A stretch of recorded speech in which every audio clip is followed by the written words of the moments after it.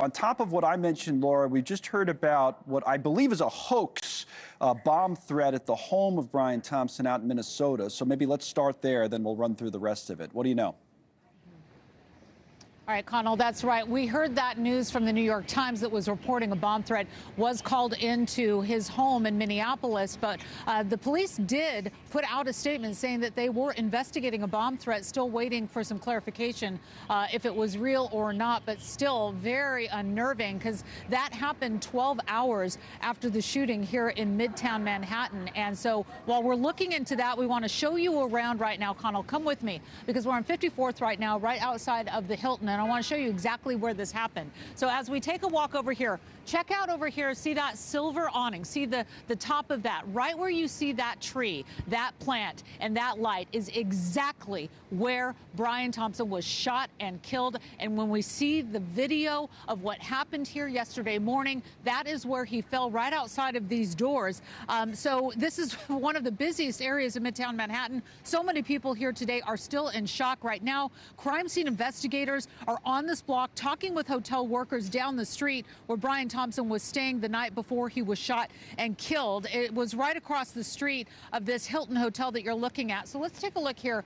Let me take you around here and show you. This is the passageway right here where we believe the gunman shot through. So you've heard the term alleyway. Connell, you and I know that there's a lot of passageways between these really large buildings here in New York. And Kyle, let's show them up here. This is the famed Ziegfeld Theater.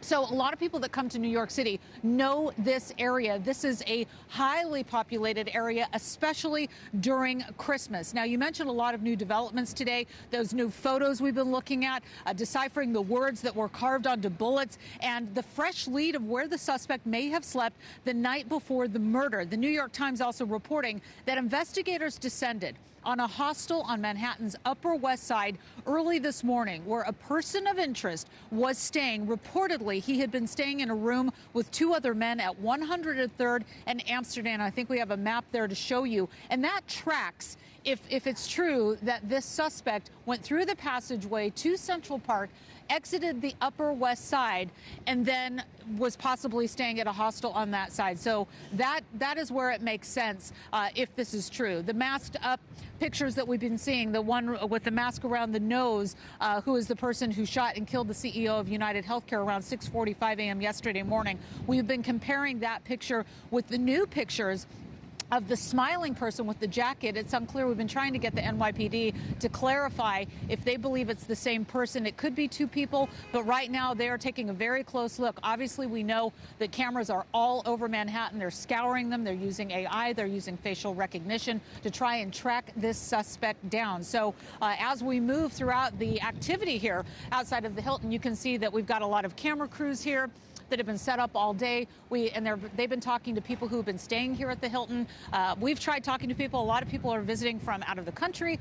So certainly a lot of activity here in Midtown as we continue to monitor the developments. Well, a couple of things. That's a really good job, Laura. You guys showing us around. You get this sense of the side entrance to the Hilton, which is a huge hotel in Midtown, the main entrance on 6th Avenue, side entrance 54th, and also well-described passageway. Well, that's what we should call it, rather than, if you say alleyway, people think it's like a dark alleyway. That's a place where people sit out and, have lunch when it's nice weather and that kind of thing. A lot of room to get through there for what it's worth.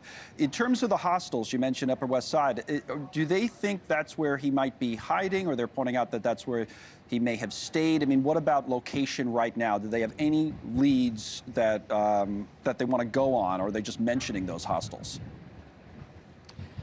Well, they aren't mentioning it. The New York Times and other reports have been mentioning it. And we've been trying to get verification from the NYPD. But as somebody who lived literally on that block, Connell, I can tell you from when I used to live up there on the Upper West Side, there are so many people that come in and out of that hostel. And it was mentioned in the New York Times that the person of interest, the one with the mask down and the smiling face, those new images that we've seen, was staying in a room with multiple people. And that's how these hostels work. You go in, it's $130 a night at the hostel that they're looking at right now. And some of these rooms have 4 to 6 people that stay in there a night. So they're interviewing, from what we've been told, according to reports. They've been interviewing the people that have been in there. There are a lot of cameras up on the Upper West Side. There are a lot of cameras reportedly in these hostels. So we'll have to wait and see how that lead pans out.